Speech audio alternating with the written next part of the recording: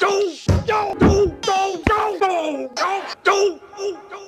Simpsons fan will soon learn to say in sign language. The beloved comedy will feature its first deaf voice actor in a new episode set to air this coming Sunday. John Autry too will voice a hearing impaired character named Mong in the episode titled The Sound of Bleeding Gums. It will also feature the show's first ever use of American Sign Language. It's so incredible. Autry too told Variety of the pioneering role. It's life-changing equality and participation. This can impact change for all of us, the actor added. It's about hard of hearing and hearing characters coming together. It's a part of history. The episode is set to revolve around Mong, the son of the late Bleeding Gums Murphy, a saxophonist who was beloved by Lisa Simpson in early seasons of the show. Monk is on a quest to acquire a cochlear implant and is aided by Lisa in his mission. The Sound of Bleeding Gums was written by Lonnie Steele Sosthand, whose brother was born deaf. When I think about music, I also think about my brother. The screenwriter told Variety when we were talking about his Bleeding Gums character in our initial brainstorms. We thought,